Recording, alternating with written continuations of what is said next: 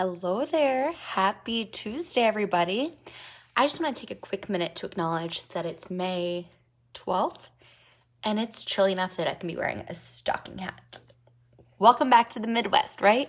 And it's been a couple days since I have read. We started book 3 last week, but it's been an eventful few days, and I hope all of you moms out there had a beautiful Mother's Day.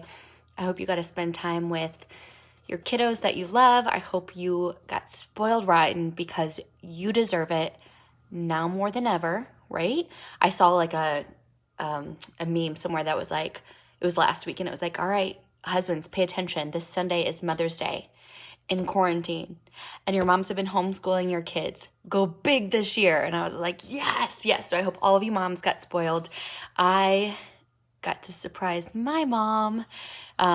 We were smart, social distancing, but it was so wonderful to see her and my sister and my little twin nieces. It was much needed. And now I just want to see them more. But all right, you guys, we are going to be starting chapter 4 of book 3. And just a real quick recap, their cousin John, I don't know what he's going to go by. He got married. He's on his honeymoon. And there's this little yellow house on the island, on Surprise Island, where they spent their summer.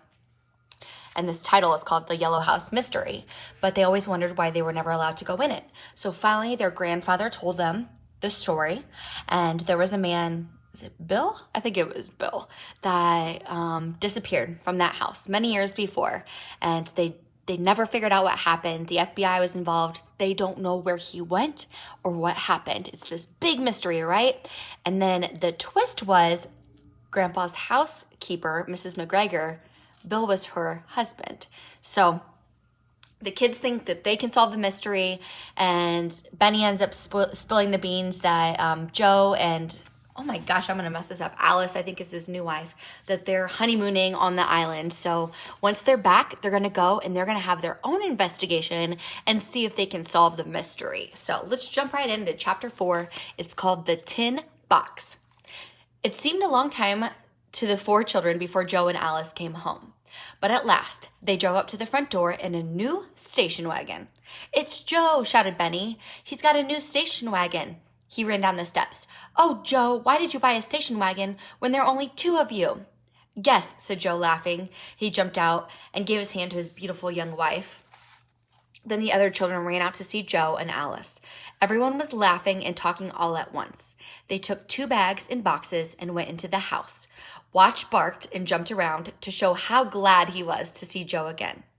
"I bet you got a station wagon so we could go too," cried Benny. "That's right," said Alice, smiling at him. "Won't we have a lot of fun in that station wagon?" "We know where to go first," Benny went on. "Want us to tell you?" Children, do let Alice sit down 1 minute," said Mr. Alden as he came out into the hall. "You have lots of time, you know." "Come in, Alice, and let them talk." But the children could not wait. Before they knew it, they were telling all about the mystery of the little yellow house. "What a story," said Joe. "I've wondered about that house myself. I'd like to go inside." "We waited for you to go with us," said Henry. "Will you both go?" asked Jessie. "Of course we will," said Alice. Joe laughed. "Well," he said, "it looks as if we could go right back to Surprise Island." Because remember, they were just there for their honeymoon. "Yes, today," said Joe and Alice together. Mr. Alden laughed. "Let's have lunch first." "You're right, Grandfather," said Violet. "Alice ought to see the presents in her house. Beautiful dishes and things. They came after the wedding, Alice." "Lots of food, too," said Benny. "All in tin cans. A whole ham and whole chickens and things. But won't you eat lunch with us today?" "Of course we will," said Joe. "You can show us the tin cans when we come back from the island. How will that be?" "Fine," said Benny. "We can go to the dock in the new station wagon. I guess Captain Daniel will be surprised to see us." "I guess so too," laughed Joe. "We just said goodbye to him." Soon it was time for lunch. Henry was thinking what to take to the yellow house. "I shall take my tools," he said to Jessie, as he sat beside her at the table. "Maybe we'll need them. I can't think of anything else. Can you?" "A flashlight," said Joe, who had heard them. "There aren't any lights there." "Oh, thank you, Joe," cried Jessie. "I'm glad you don't think we are silly to go." "Indeed I don't. It sounds very interesting. Alice thinks so too." "You did pick out a very nice girl," said Benny. Thank you, Benny, said Alice, laughing. Is there room for me? Asked Mr. Alden, to everyone's surprise. Room for you, said Violet, going over to her grandfather. There's always room for you. Just the same day, they were all surprised and delighted that Mr. Alden wanted to go. There are chairs for you to sit in, said Benny. I saw them through the window. Oh, I wish we were there right now. In about an hour, Benny had his wish. The whole family left the boat at the dock on Surprise Island and now stood at the front steps of the little yellow house. They went up the 4 wooden steps. Mr. Alden himself opened the door. They went in the front room and looked around. There was a table in the middle of the room. Old papers were on it. There was a fireplace with a brick chimney painted white on one side of the room. There was a desk on the other side. Everything was covered with dust. This is the very room where Bill sat reading the paper, Joe, said Henry. The strange grating noise came from this room, said Jessie. Now, began Henry, let's look around and see what could make a strange grating noise. The drawer in the table, said Alice. The drawers in the desk, said Mr. Alden. The boards on the floor, said Jessie. The chimney, said Benny. Everyone looked at the strong brick chimney and smiled at the little boy. But Henry said kindly, That's right, Benny. We'll look at every brick, said Benny. Yes, you look at every brick, said Jessie. You remember the police looked down the chimney with a light, Benny. Yes, I remember, but they looked at the floorboards too, and all the other things you said. That's right too, said Joe. Now what's first? The table drawer, said Henry, pulling it out. Not much here. It grates when you pull it out, said Alice. There were 2 pens in the drawer, 2 fish hooks, and an old paintbrush. The paint, shouted Henry. I don't think this is paint, though, said Joe. He smelled the paintbrush. I think this is whitewash. Everyone was excited. Maybe we'll find something new after all, Grandfather, said Jessie. Did the police know this was whitewash? No, I don't think so. What is whitewash? No, I don't think so, replied Mr. Alden. They would have taken the paintbrush with them if they had thought it was a clue. The police did not work as well in those days as they do now. You can take the drawer to pieces if you want. Something may be hidden in the cracks. Henry tapped the drawer with his hammer and soon took off the sides, but there was nothing there. The desk is next, said Mr. Alden. 2 drawers in that. Maybe a secret drawer, said Joe. They took out both drawers and put them on the table. A pen, some old writing paper. That's all, said Henry. Now look at the floorboard, said Jessie. We can take up the rugs. There were 2 small rugs. Joe looked at them carefully. Then he rolled them up and put them on a chair.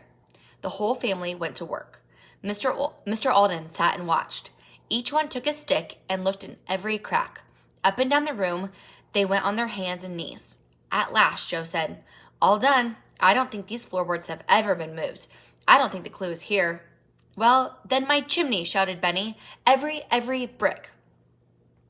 That will take many days, said Henry, laughing. First, we'll tap every brick. You all listen and see if any brick sounds different from the others. Let me tap, said Benny. I thought of the chimney. Oh, and the wonderful illustrations. See? Well, said Joe, let him tap, Henry. Let me show you, Ben. Tap like this. Joe struck a brick lightly once or twice. Benny got down on the floor. He started with the first brick. Tap, tap, tap, tap, went his hammer. Then he took the next brick. He tapped just the way Joe had showed him. At last, the family sat down smiling. There were so many bricks. Suddenly, Jessie jumped up. I think that one sounds different. She got down beside Benny. I don't, said Henry. Tap it again, Benny. Tap, tap, tap, tap, went the hammer. Well, maybe not, said Jessie. I thought it did the first time. In a few minutes, Violet said, Listen again to that one. That one sounds different to me. It's right over the first one, Violet, said Benny. Right over the one Jessie heard. But it did not sound different to anyone else. Go on, my boy, said Mr. Alden, leaning forward. Keep on tapping. The children all looked up at their grandfather. They were surprised to see that he was excited and very white. Benny began on another row of bricks. Then it was Mr. Alden himself who said, Stop there, tap again. That last one is different, cried Joe. Give me the hammer a minute, Ben. But Joe did not use the hammer. He just looked at the brick. Benny was looking at it too. Whitewash, he whispered. Whitewash, said Joe. I do believe that this brick has been taken out and put back in. Can you take it out, Joe? Alice asked excitedly. I'm going to try, answered Joe. We don't want the whole chimney to come down. Here's the screwdriver, said Benny. Just what I want, cried Joe. Yes, this brick has certainly been taken out. He put the screwdriver at the edge of the brick and tapped it with the hammer. Out came dried whitewash. What did I tell you, cried Benny. New whitewash, not like that old. More dried whitewash fell out with every tap of the hammer. This has certainly been painted to look like the other bricks, said Joe. But the whitewash is different. Now pull it out, Joe, shouted Benny. Joe took hold of the brick and pulled. It made a strange grating noise as he worked it out. At last it came out and fell on the floor. Look in the hole, yelled Benny. There's a letter in the hole. Joe could hardly believe what he saw, but there was a letter. He took it out and read it. What in the world does this mean, Uncle James? He asked as he handed it to Mr. Alden. Read it out loud, cried the children. Mr. Alden read, Dear Bill, thanks for the money. I can make it 3 times as much if you will help me. Some friends of mine know how. Meet me at your little house in Maine, Bear Trail. Then you can pay Mr. A and get your part of the rest. Look in the tin box. Hide this. S.M. Well, my dears, said Mr. Alden, now we have a real mystery. Jessie said, and we don't know any more than we did. Bear Trail, said Benny. I wonder where that is. Oh my goodness, you guys. First of all, what is whitewash? I don't know what whitewash is, but that is so crazy. So how fun is it that those kids found something that the FBI didn't all those years before?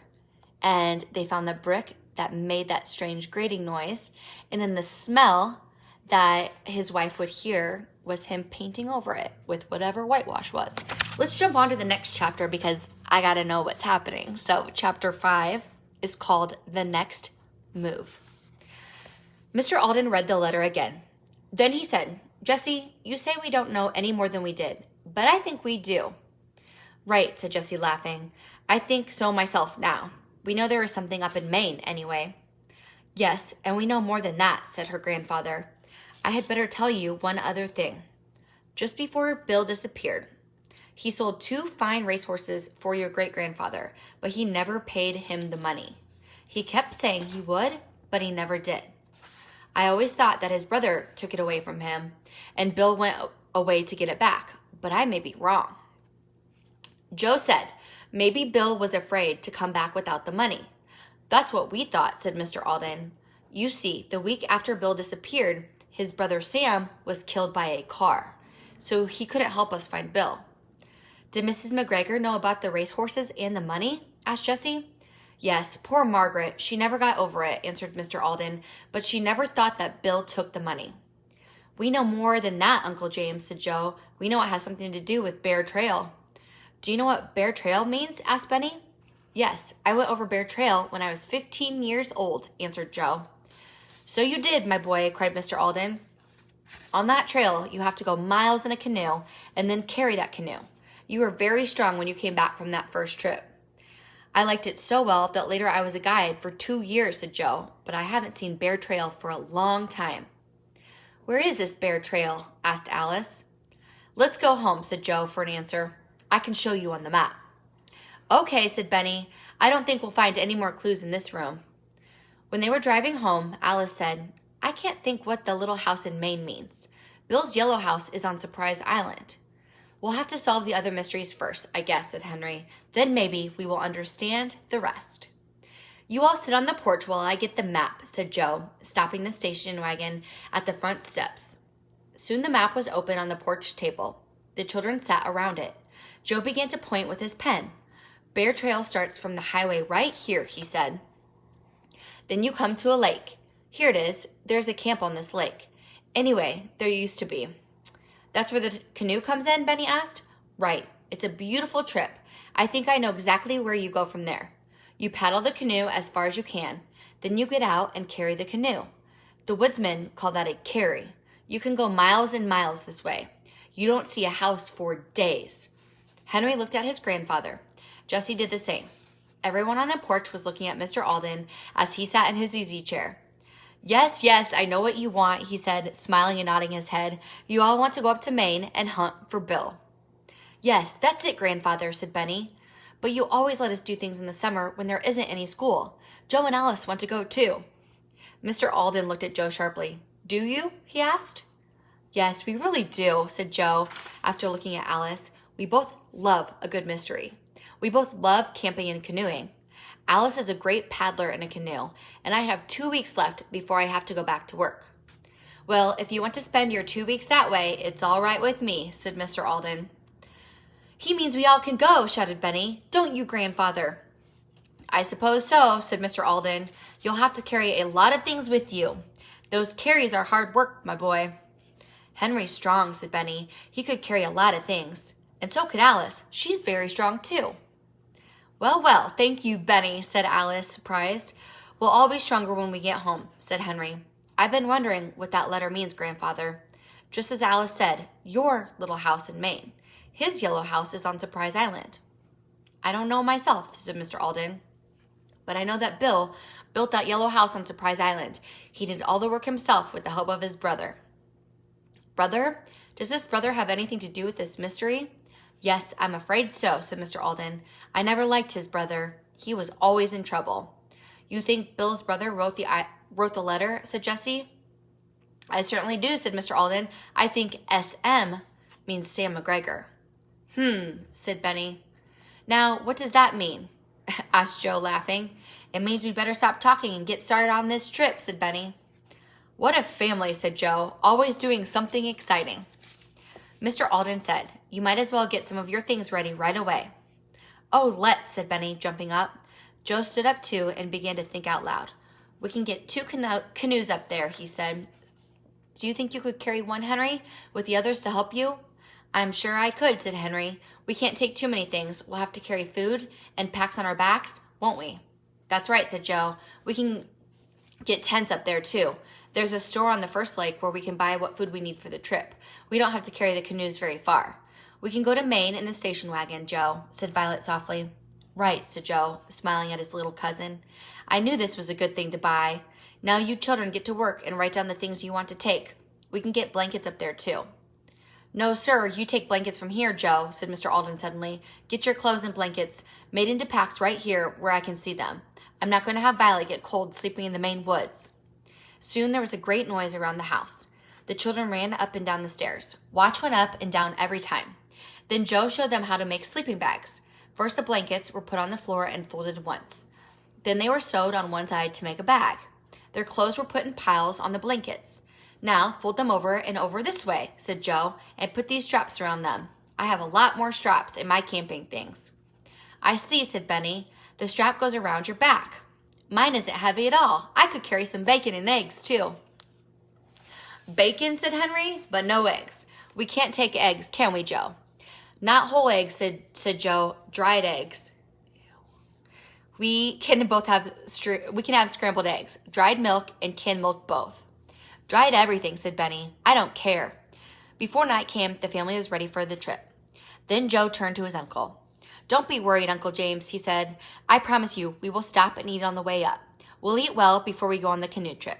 Then we will be all right for a few days if we don't have much to eat. Good, said Mr. Alden. Everything is ready then. No, said Jessie. Nobody has said anything about watch. Oh, we can't take the dog, began Joe. He might tip the canoe over. Then he looked at the faces of the 4 children. They were thinking fast. He went on. Really, I don't think we had better take watch. You're right, Joe, said Henry at last. We can't take watch, but he will have a good time at home. Yes, said Mr. Alden. Watch will keep me from being lonesome, and I will keep him from being lonesome. Benny made them all feel better by saying, let's have him stay home, but don't let's tell him he can't go until tomorrow. All right, that is the end of chapter 5. Wow, a whole lot happened today. They found a letter hidden in the fireplace behind a brick. Don't know what whitewash is, but it has something to do with it. And now they are going to go on a trip up to Maine, go canoeing down a river, and they're going to go look for a little house on Bear Trail, and they're going to look for Bill. So, lots of exciting things going on. We will jump back in this tomorrow, and you all have a great rest of your Tuesday. Bye, you guys.